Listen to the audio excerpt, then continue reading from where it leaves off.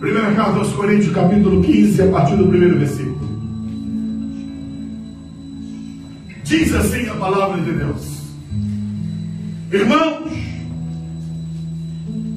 venho lembrar-lhes o evangelho que anunciei a vocês, o qual vocês receberam e no qual continuam firmes.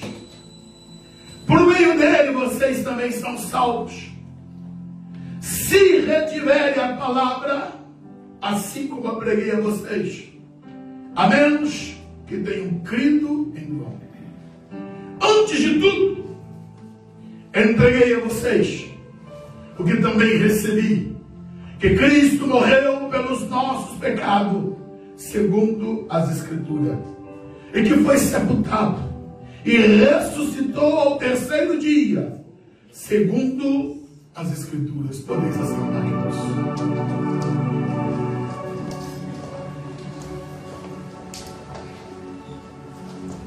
O Evangelho são as boas novas. O verso 1, Paulo está dizendo, irmãos,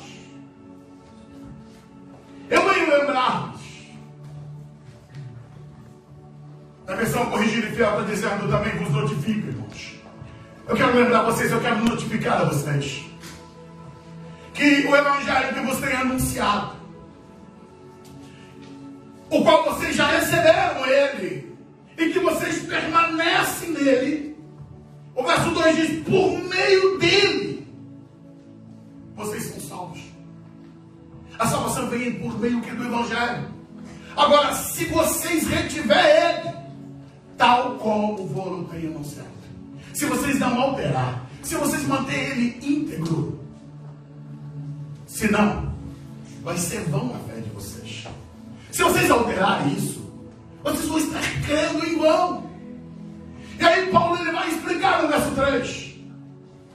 Ele diz que, porque primeiramente vos entreguei o que também recebi. Paulo está dizendo, olha, o que eu preguei para vocês foi o que eu recebi diretamente do Senhor. E ele diz, Cristo morreu por nossos pecados, segundo as Escrituras. E eu paro aqui, para nós introduzirmos a palavra dessa noite. Jesus, ele é Deus. Deus eterno. A Bíblia nos apresenta ele como o Verbo. O Verbo que se fez carne e habitou entre nós. Ele não passou a existir dentro do ventre de Maria. Não. A Bíblia diz que no princípio era o Verbo ele estava com Deus e o Verbo ele era Deus. Ele é antes de todas as coisas, todas, não é algumas, todas as coisas foram criadas por ele. Sem Jesus, nada do que existe se fez. No mundo material, no mundo espiritual, no mundo visível, no mundo invisível, tudo vem à existência por intermédio dele. Ele criou todas as coisas. Ele é Deus. Deus eterno, juntamente com o Pai e com o Espírito Santo. Não temos três deuses, temos um Deus. Um Deus composto de três pessoas: Pai, Filho e Espírito Santo. E hoje nós queremos falar da pessoa de Jesus, o Deus Emanuel. Emanuel significa Deus conosco. Jesus ele veio a habitar entre os homens, a viver entre os homens. E para que propósito ele veio? Lucas ele diz, no capítulo 19, versículo 10, para isso se manifestou, porque o Filho do Homem, ele veio para quê? Buscar e salvar o que se havia perdido. Foi com esse propósito. Ele veio para resgatar o homem. A expectativa de todos os homens, a única esperança da humanidade, era a vinda do Senhor Jesus. Por isso encontramos no Velho Testamento todas as profecias voltadas para Cristo. Ele era, conforme Ageu diz, o desejado das nações. As nações o aguardavam, os povos o anelavam. O ministério de Jesus, irmãos, foi marcado pelo poder, unção, graça, maravilhas, milagres, curas, prodígios, transformações. Vidas foram tocadas, transformadas, mudadas. Lucas, quando ele escreveu, no capítulo 10 de Atos, ele diz, no verso 38, como Deus ele ungiu Jesus de Nazaré, com o Espírito Santo e com virtude, o qual ele andou por toda parte, fazendo bem, curando todos os oprimidos do diabo, porque Deus, ele era com ele. A grande expectativa, irmãos, que Israel ele tinha, que a nação dos judeus tinha como expectativa, era que o Messias iria quebrar o jugo romano, iria voltar à glória do tempo de Davi, a glória de Salomão. A expectativa era que o trono de Davi fosse resgatado, restaurado. Afinal de contas, Isaías, o profeta messiânico, ele havia profetizado e dito, Isaías capítulo 9, versículo 6, a profecia é essa: porque um menino nos nasceu, um filho se nos deu, o principado está sobre os seus ombros, o seu nome será maravilhoso conselheiro, Deus forte, Pai da eternidade, príncipe da paz. Era essa a expectativa que havia na nação de Israel. O sonho, o desejo era que quando esse menino nascesse, o principado estaria sobre os seus ombros, e ele seria o maravilhoso conselheiro, o Deus forte, o Pai da eternidade, o príncipe da paz. Vírgula 7. Do incremento desse principado e da paz não haverá fim sobre o trono de Davi e o seu reino, para o firmar e fortificar em juízo e justiça, desde agora e para sempre, o zelo do Senhor dos Exércitos para isso. Então havia essa expectativa no coração dos judeus. Eles queriam esse Messias, eles aguardavam esse Messias. Porém, todavia, eles esqueceram que o próprio profeta Isaías também profetizou. Ele profetizou acerca do Messias sofredor. Eles não entendiam que essa profecia trazia dois nuances. Primeiro veria o Messias para resgatar o homem do pecado. Depois ele viria para implementar seu trono. E a falta de discernimento, irmãos, de entendimento sobre os planos, sobre os propósitos de Deus, levou os judeus e até mesmo aqueles que caminharam com ele, os apóstolos, a tropeçarem na palavra. Quanta gente que está tropeçando na palavra por não saber interpretar a palavra. Quanta gente que está batendo cabeça por não interpretar a palavra de Deus, por não entender o projeto de Deus. E por essa razão tomam caminhos, tomam meios, tomam decisões na vida que trazem transtorno tão forte. Aí ele coloca Isaías 53. Escuta, essa é a profecia. Quem deu crédito à nossa pregação? E aqui se manifestou o braço do Senhor, vai virando. Porque foi subindo. Isaías está dizendo, olha, ele foi subindo perante ele, como renovo, como raiz de uma terra seca. Então a profecia agora parece que essa entra em contraste com aquilo que diz no capítulo 9. Está dizendo, olha, não tinha parecer em formosura. Olhando nós para ele, nenhuma beleza víamos para que o desejássemos.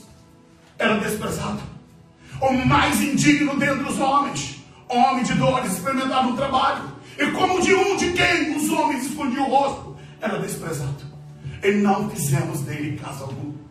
Verdadeiramente, ele tomou sobre si as nossas enfermidades, as nossas dores levou sobre si. Nós o reputávamos ele por aflito, ferido de Deus e oprimido.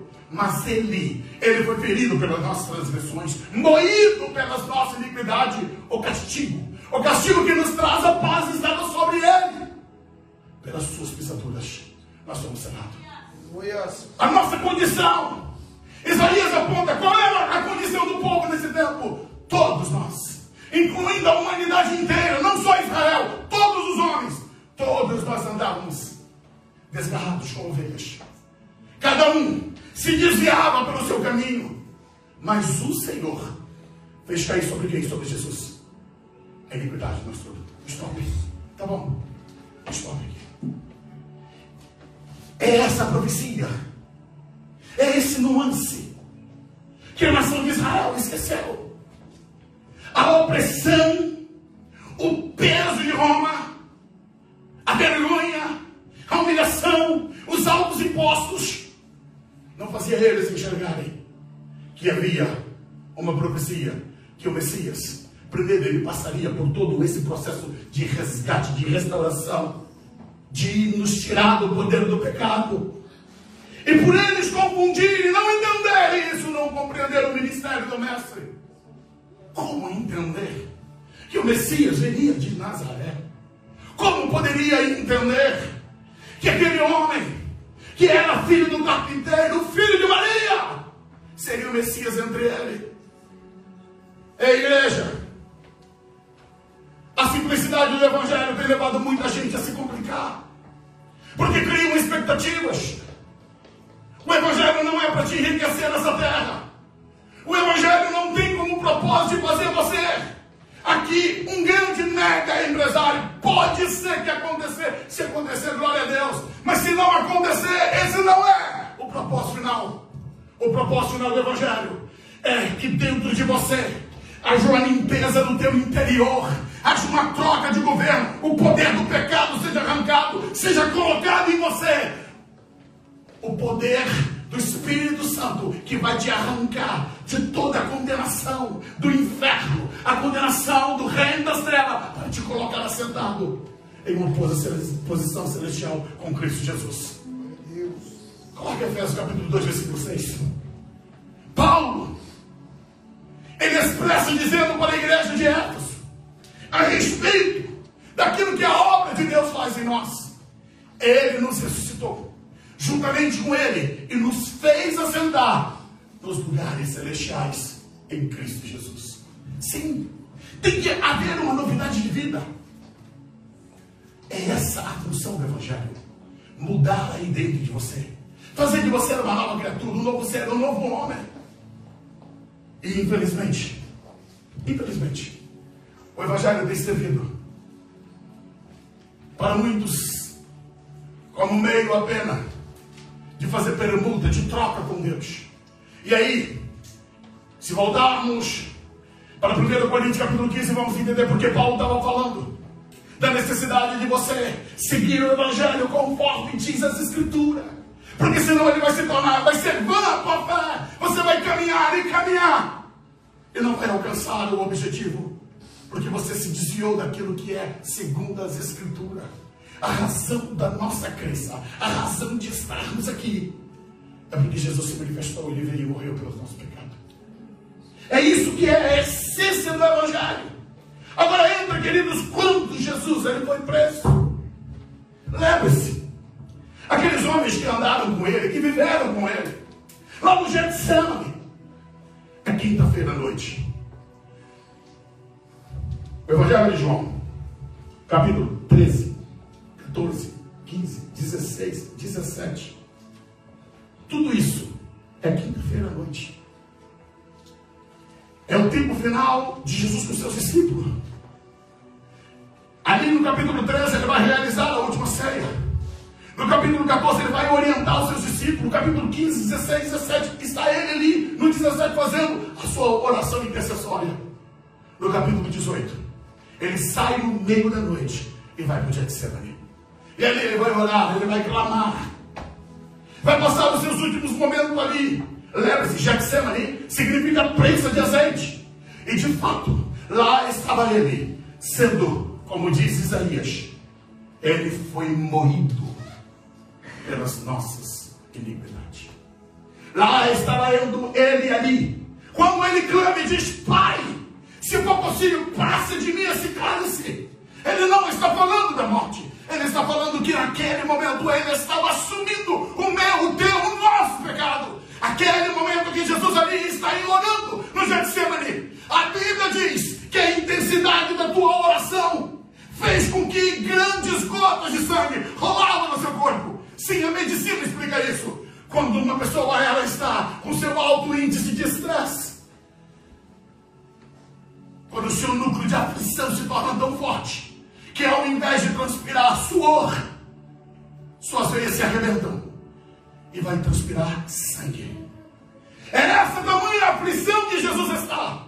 No momento de aflição que ele está ali orando, clamando ao Pai, gotas de sangue são roladas através do seu rosto, do seu corpo.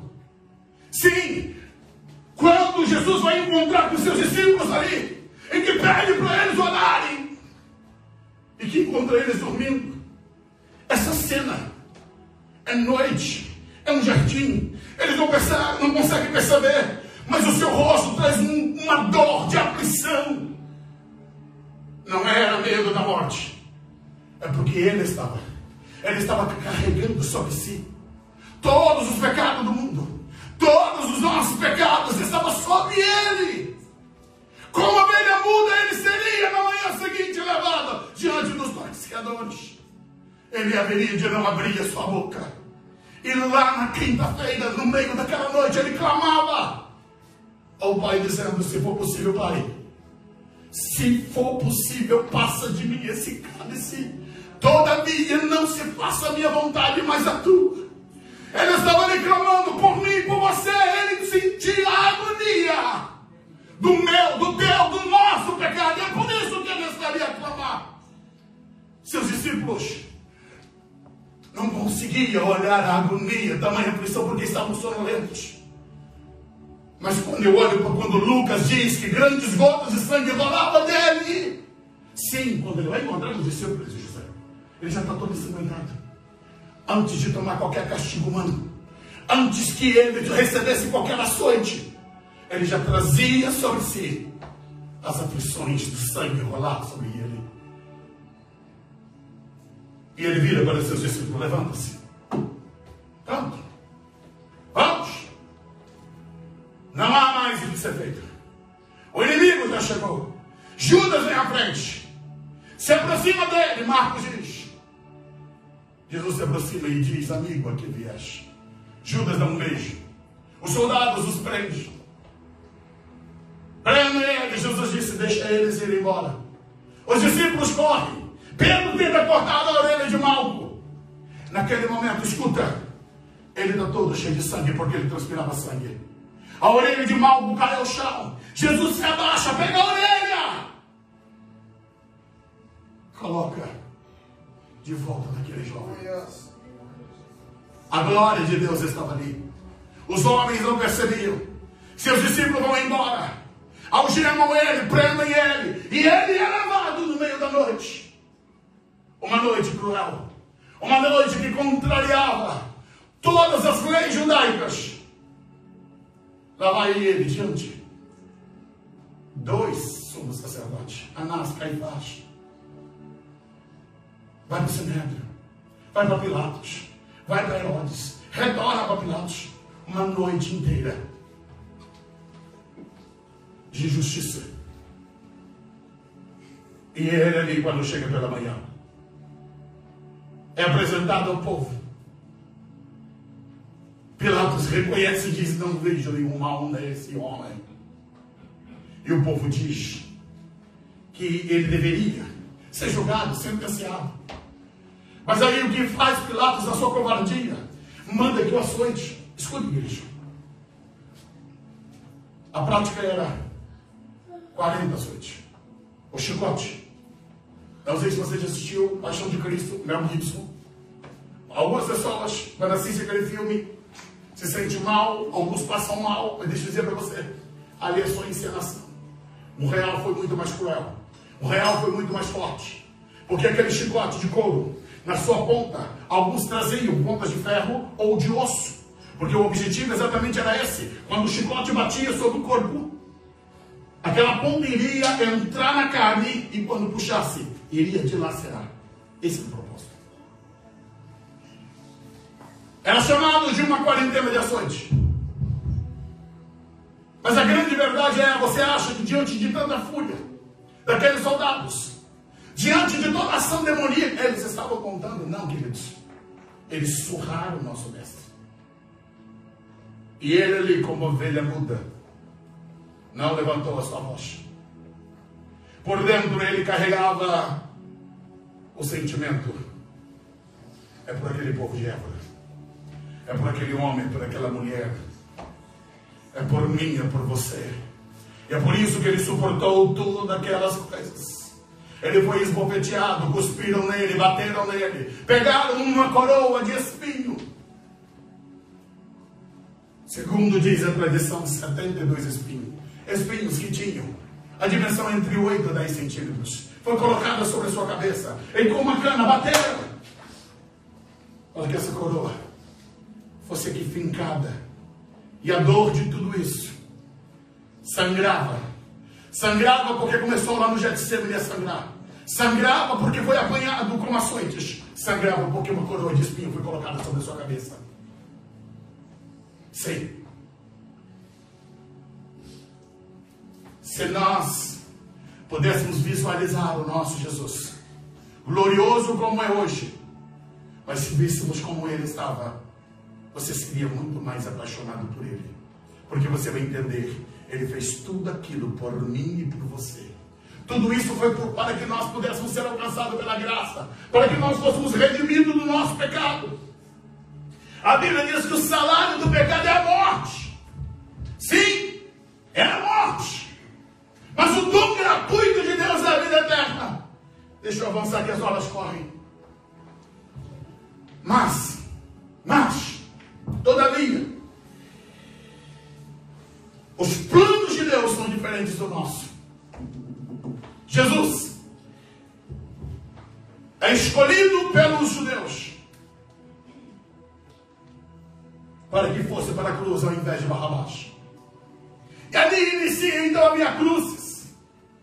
Meu Deus, lá vai ele carregando a sua cruz.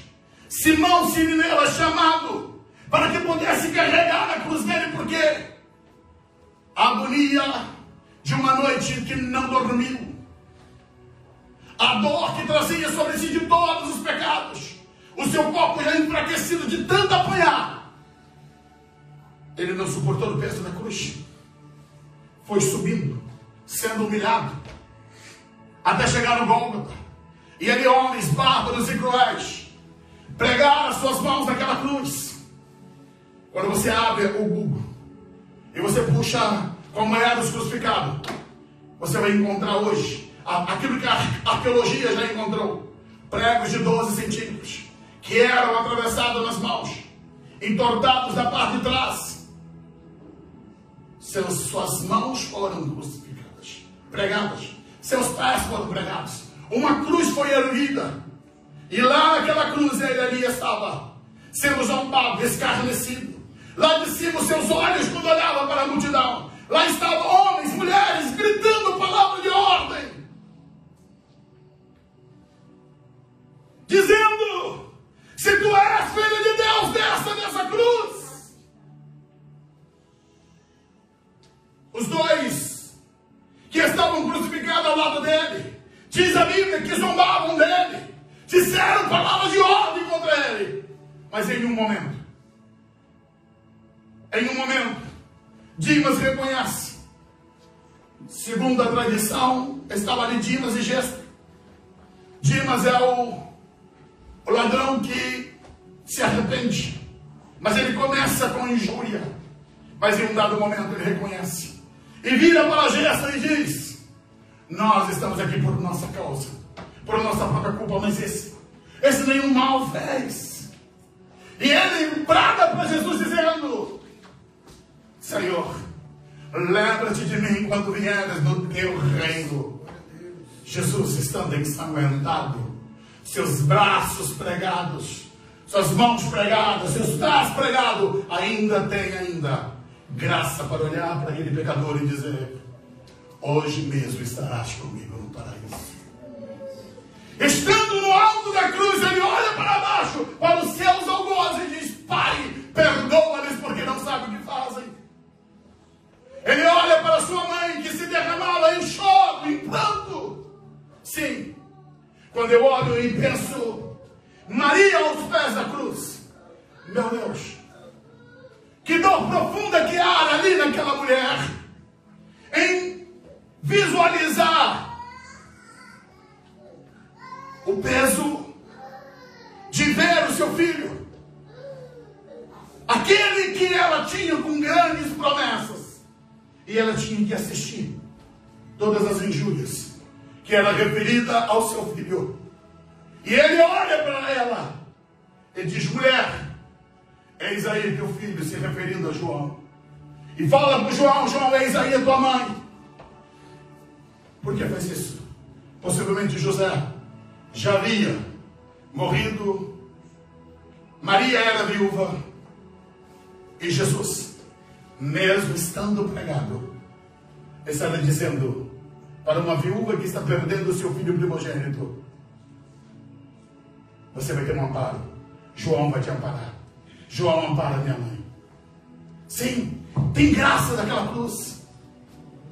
Sim, Jesus é lembrado ali em um dado momento. Ele fala assim: Deus meu, por que me desamparaste? Elohim, Elohim, lama sabachthani.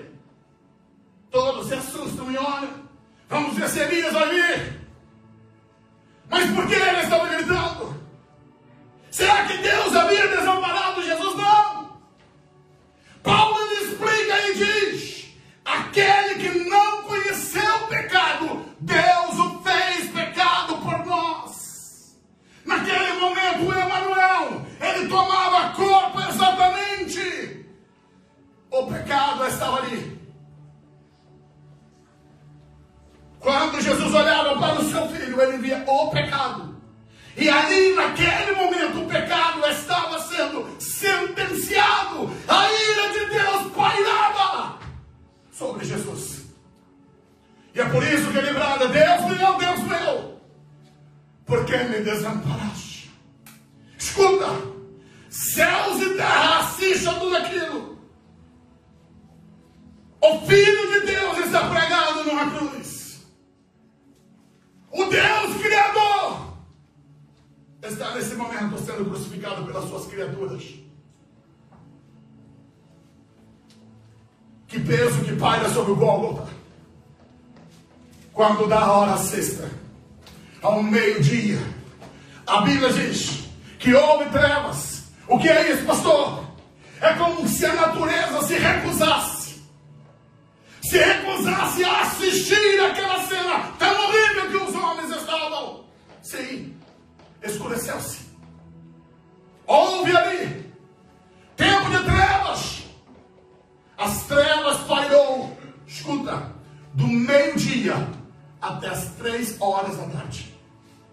Densas trevas. A reação da natureza. O sol não deu mais o seu brilho. A terra, a natureza sentiu o impacto de tudo aquilo que estava ocorrendo naquele momento. E Jesus, com a sua graça, estava lá, clamando, pedindo perdão, que o Pai perdoasse os seus algozes, que perdoasse aqueles que estavam ali fazendo tamanha maldade contra ele. Mas bendito seja Deus. Quando se aproxima a hora nona, às 3 horas da tarde, ele brada: Pai, nas tuas mãos eu entrego o meu espírito. Glória a Deus. Ele diz: está consumado. A palavra é testelethai. Está pago. Encerrou. Fechou. Está consumado. E a Bíblia diz que ele expirou. Houve um grande tremor de terra. Escuta. Sacode-se o Gólgota. As pessoas tremem. As cruzes tremem. O véu do templo se rasga de alto a baixo. Jesus, ele morre ali naquele Gólgota. Sim, o Filho de Deus morreu. O autor da vida estava morto. Eu digo, irmãos, e agora? Como fica? Que sexta-feira é essa? Nicodemos, juntamente com José de Arimateia, coloca disponibilizado o túmulo de José de Arimateia. Nicodemos, que foi aquele discípulo que procurou Jesus à noite, sendo ele um grande influenciador, pois a Bíblia, alguns classificam ele como parte do Sinédrio, como mestre de Israel, mas alguns vão classificá-lo como senador. E ele vai até Pilatos vai pedir o corpo de Jesus. Pilatos, quando ele fica sabendo, mas já morreu. Sim, já morreu. O soldado dá o testemunho, libera o corpo de Jesus. Escuta, ele morre às 3 horas. 6 horas da tarde, eles têm 3 horas, entre 3 e 6 horas. Apenas, porque 6 horas começa, às 18 horas da tarde, vai começar o sábado. E depois do sábado já não pode se fazer mais nada. E aí então, em toda essa correria, o corpo de Jesus, ele é tomado por especiarias, é levado para aquele jardim ali e colocado naquele túmulo. E a Bíblia diz que as mulheres, Maria Madalena, as mulheres que estavam ali, assistiram Jesus ser sepultado. Não podiam participar. Maria impotente, os discípulos impotentes. Como reagir? O mestre estava morto. Como dormir aquela sexta-feira? Judas já havia cometido suicídio. Agora, há uma dor profunda em todos eles. Eu digo que o sábado foi um dia cruel. Que dia terrível. O mestre está morto. Ninguém sabe o que fazer. Há um vazio, há um buraco. Não tem o que conversar. Há um silêncio. Vai falar o quê? Somente tristeza que apunhala o coração deles.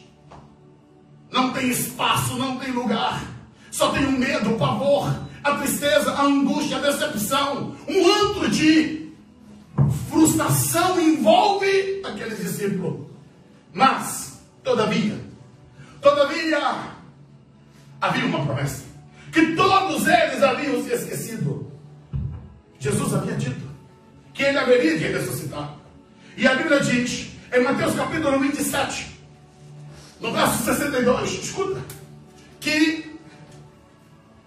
isso.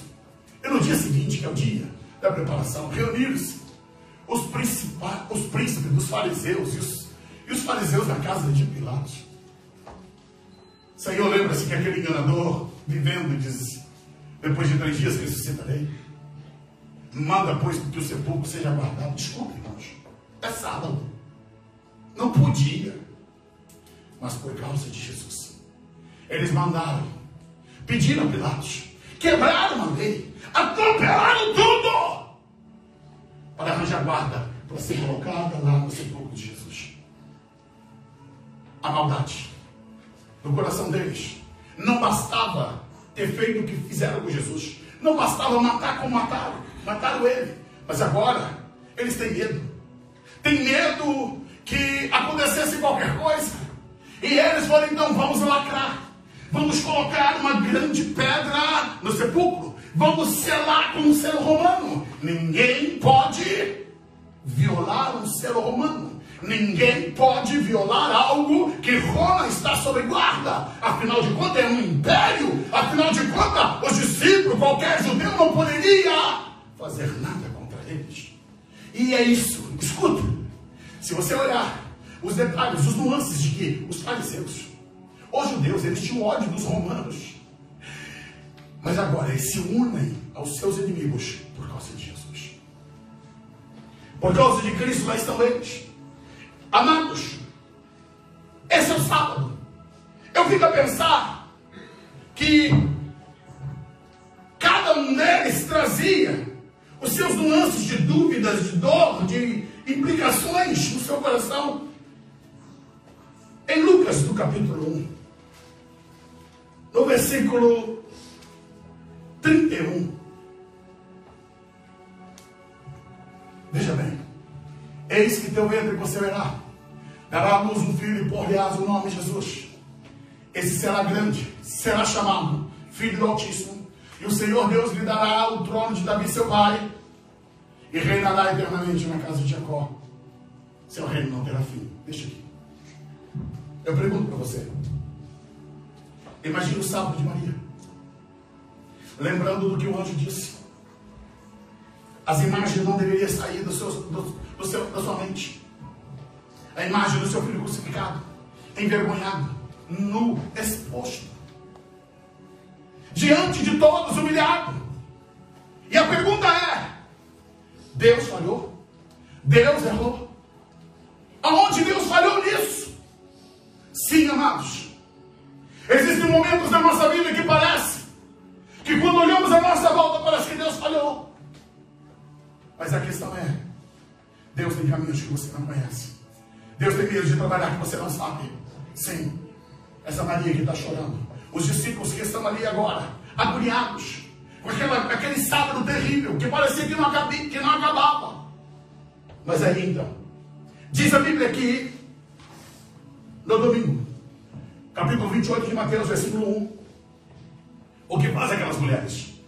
Logo cedo pela manhã, Mateus capítulo 28, versículo 1, resolve elas então saírem para ir, a Bíblia diz, passado sábado, no começo do primeiro dia da semana, Maria Madalena e a outra Maria foram ao túmulo. Deixa eu. Sim, elas se levantaram e cedo se prepararam para ir. Em João capítulo 20, nós vamos fazer um paralelismo entre os quatro, todos os quatro evangelistas, eles vão narrar a ressurreição. João capítulo 20, versículo 1, diz a Bíblia que é ainda escuro, é madrugada ainda, e essas mulheres já se levantam, penso eu, nem dormiram, ficaram agoniadas, pensando na hora que poderiam sair. Elas saem na escuridão, se juntam aquele grupo de mulheres, e eu pergunto, cadê os discípulos, cadê os homens? Não tem homem, só tem mulheres aqui agora. No Evangelho de Marcos, no capítulo 16, no verso 1, Maria Madalena, Salomé, Maria, mãe de Tiago, lá elas já estavam preparadas para partir. Mas aí Marcos, ele registra um fato. Verso 2, bem cedo, de manhã bem cedo, ao nascer do sol, elas saíram. Mas aí tem uma questão. Lembre-se, elas assistiram na sexta-feira à tarde o sepultamento. Aí o verso 3 tem um problema. Diziam umas outras: quem nos revolverá a pedra da porta do sepulcro? Elas estão preocupadas. Só tem mulheres. O que é que nós vamos fazer? Como é que nós vamos conseguir retirar aquela pedra? Como é que nós vamos conseguir entrar lá dentro? Estavam elas em tremenda agonia em pensar de que maneira elas haveriam de resolver a situação. Porém, todavia, irmãos, entenda uma coisa. Enquanto elas estão caminhando, enquanto elas estão ali discutindo, não sabiam elas que Deus já tinha feito um milagre. Escuta, igreja, enquanto você está aqui agoniado, pensando no seu dia de amanhã, contas que você tem que pagar, coisas que você não sabe o que fazer, entenda, Deus lá de cima está trabalhando em teu favor. Deus lá de cima está fazendo coisa que você não está enxergando. Tem um Deus lá no céu cuidando de nós, irmãos. Aleluia! Vamos lá para Mateus 28, escuta. Enquanto eles dormiam, a Bíblia não diz em que momento da manhã, bota o verso 2. Os soldados estão ali, lembrando. Possivelmente, essas mulheres não sabiam que tinha soldado lá. Não, isso é arranjo dos fariseus. Para elas o problema é só pedra, não é soldado. Eu não estou preocupado porque eles sabiam que tinha soldado. Existem coisas que Deus faz além do que você imagina. Aleluia! A Bíblia diz que pela manhã, ainda escuro, houve um grande terremoto. Sim, sacode ali aonde está aquele jardim, aquele túmulo. Tudo balança, tudo trepida. A Bíblia diz então que um anjo desce do céu. Ele chega ali, ele remove a pedra. A pedra que estava sobre o túmulo. A pedra que era um obstáculo, lembra? As mulheres estão preocupadas com o quê? Com a pedra, como é que vai remover? Aí o anjo vai lá. Ele senta em cima da pedra. Está dizendo, eu estou sentado em cima do seu problema. Aquilo que é problema para você, você andar em cima. Eu resolvo, retiro e digo para você. Aquilo que é teu problema, Deus está dizendo, isso não é nada para mim. A pedra foi removida, mas entenda, irmãos. A pedra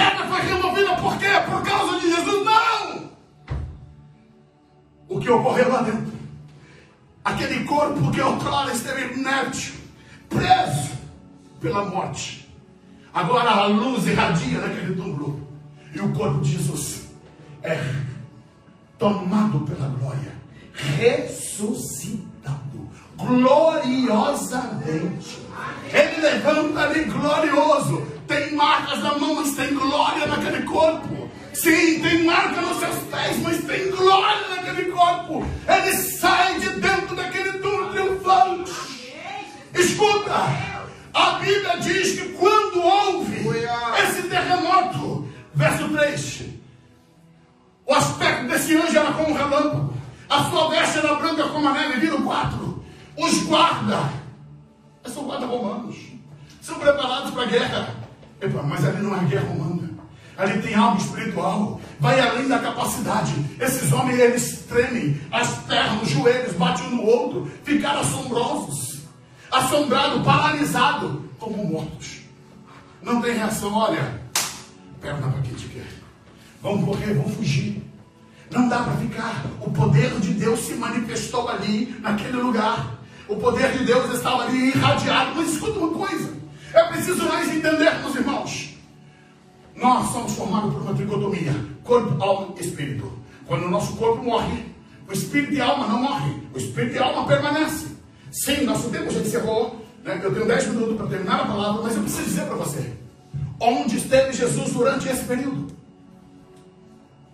Onde Jesus esteve? Pedro, ele escreve na sua primeira carta, no capítulo 3, versículo 9. Escuta uma coisa.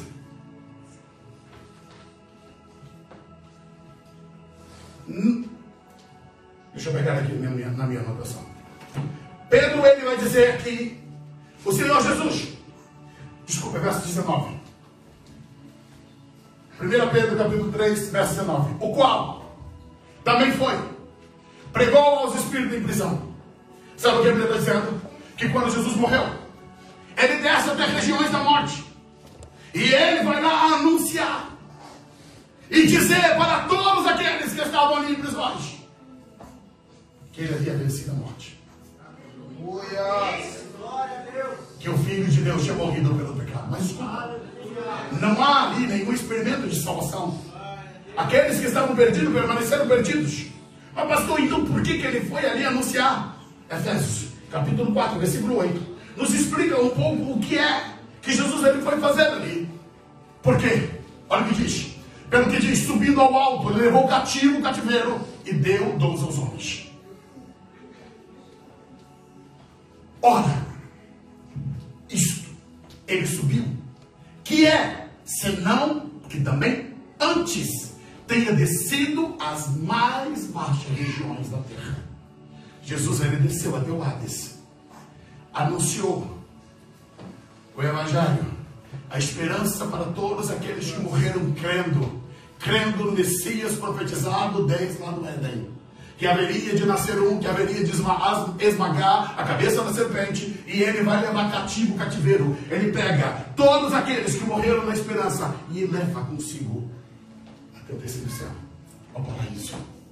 Hoje mesmo estarás comigo no paraíso.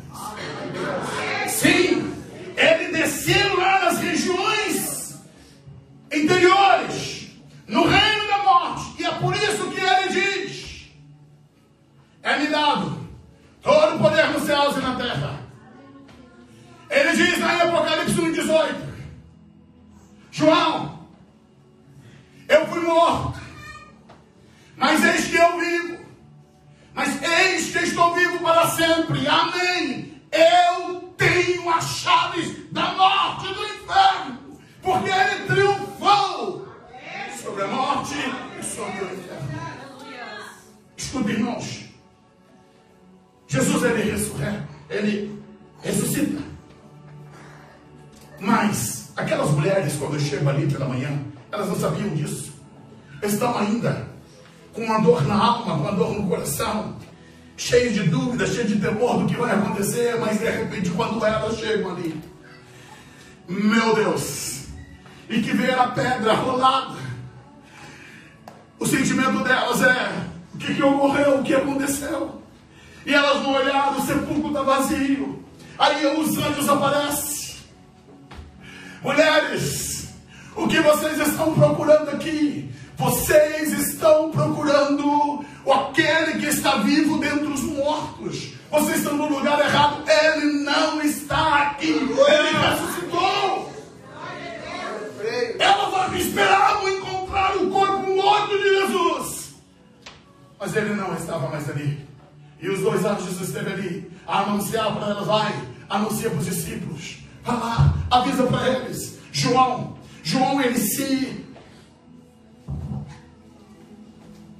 ele prepara um detalhe que ocorreu na ressurreição.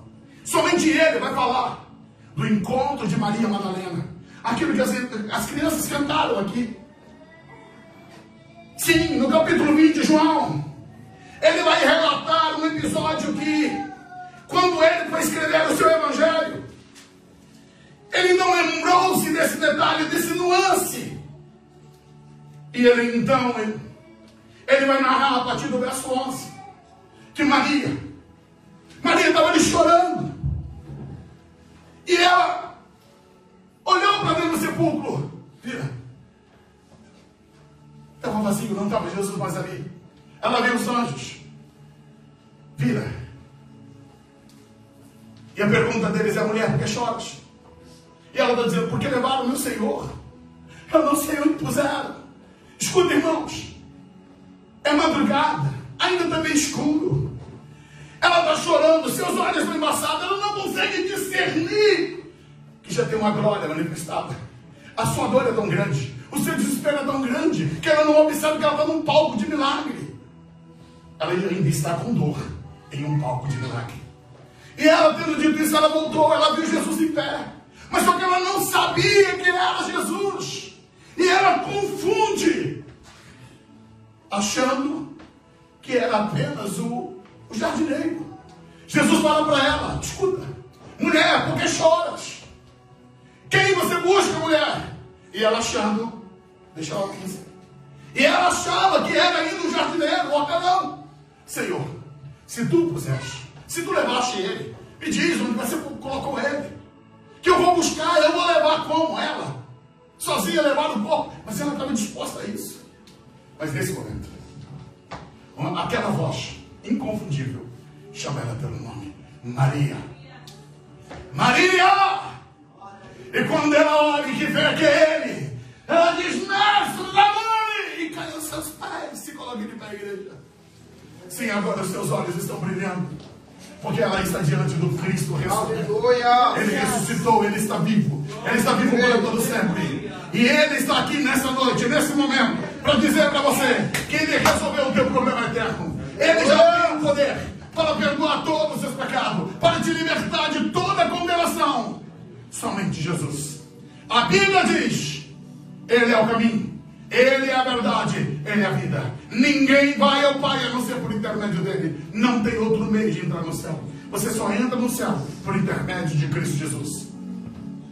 Por isso eu quero perguntar nessa noite: se tem alguém que adentrou as portas desse templo, que ainda não recebeu Jesus como seu Senhor e Salvador, eu quero convidar você a sair do seu lugar, a tomar uma posição e dizer: Senhor, eu me rendo a Ti.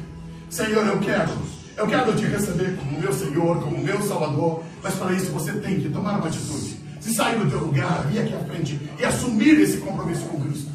Tem alguém que está afastado do Evangelho, alguém que se desviou por alguma razão, por algum momento, por alguma coisa. Sim, vem à frente. Hoje Jesus está te chamando, hoje é dia de festa, é dia de alegria, é dia de viver o novo de Deus.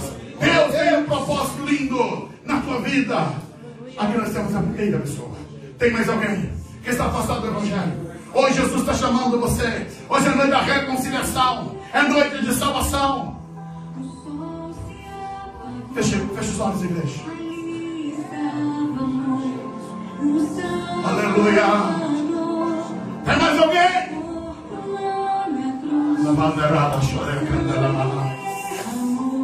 Oh, glória!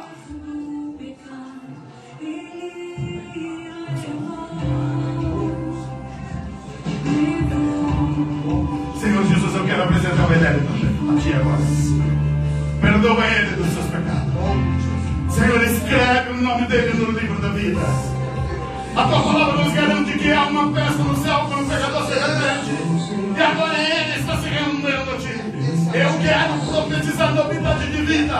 Que seja quebrado todo jugo, toda condenação. Que o sangue de Jesus venha sobre ele, lavando, purificando, fazendo dele uma nova criatura, uma nova vida, um novo ser, para a glória do teu nome. Assim mesmo nós oramos, Pai. Apresentamos essa vida a ti. Ó Deus, muda a história dele. Em nome de Jesus, Pai, nós te louvamos e te bendizemos pela vida desse jovem. Em nome de Jesus.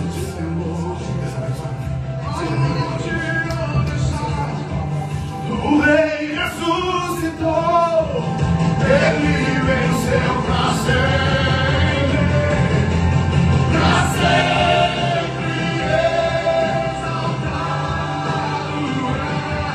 para sempre adorado, para sempre ele vive, ressuscitou.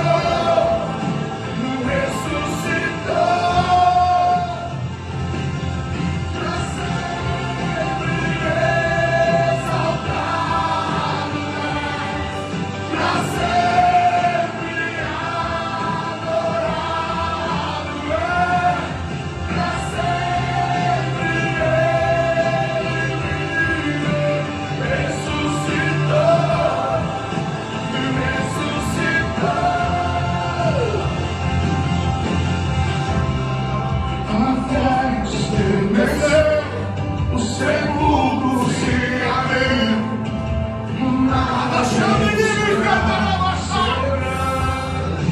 aleluia! De onde está o Rei ressuscitou? Aleluia! Glória a Deus! Aleluia!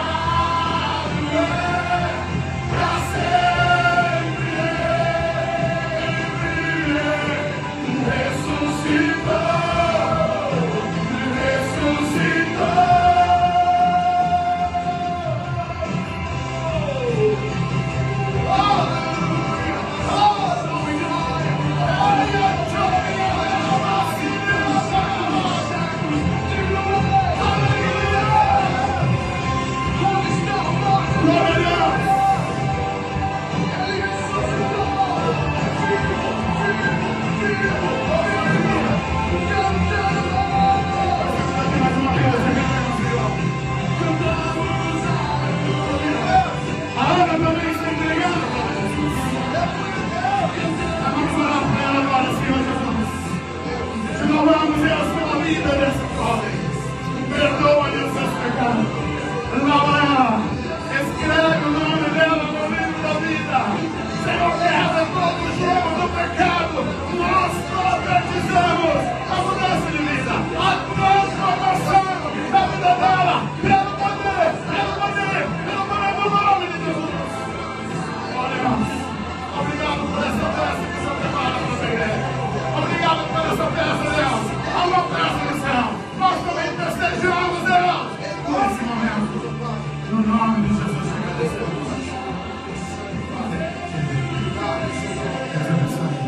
aleluia, Deus. Glória a Deus. Só para fechar, volta a rei no louvor. E nós vamos encerrar cantando, dizendo que a morte. Onde está a morte, a tua vitória? Onde está a morte, o teu Deus? Aleluia! Para sempre, aleluia! Ele vive! Ele vive! Aleluia! Para sempre, ele vive! Ressuscita!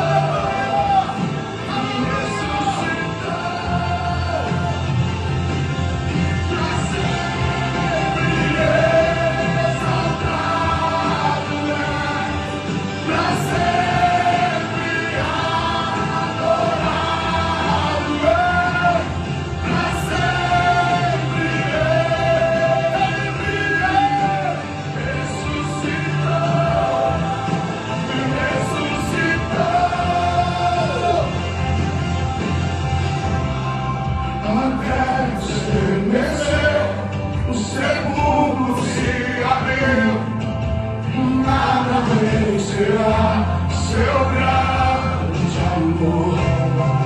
O Senhor está, o Rei ressuscitou, Ele venceu pra sempre exaltado, pra sempre adorado, pra sempre Ele ressuscitou, ressuscitou.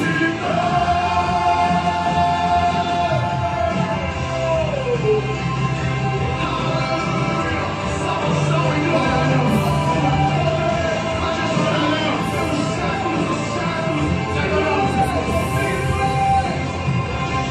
Obrigado, Deus. Obrigado, Deus, por essa noite. Obrigado, Deus, pelos louvores em quadro. Obrigado pela tua palavra ministrada. Obrigado por essa cena de revelar de mim. Nós queremos te agradecer. Nós queremos te bendizer, ó Deus, e dizer obrigado, Deus. Obrigado pela ressurreição de Cristo Jesus. Obrigado pela novidade de vida que nós podemos viver hoje. Que o teu poder, que a tua graça jamais venha faltar para a tua igreja. Que possamos caminhar vitoriosos, porque nós somos mais que vencedores por intermédio de Cristo Jesus. Despeje o teu povo debaixo da tua bênção. Em nome de Jesus. Estenda com as mãos assim. Que o grande é a amor de Deus, que a graça infinita do nosso Senhor e Salvador Jesus Cristo, e que as doces consolações do Espírito Santo permaneçam sobre toda a igreja do Senhor, desde agora e para todos sempre. Todos digam comigo amém. Que Deus nos abençoe. Vai em paz, vai na bênção, porque Ele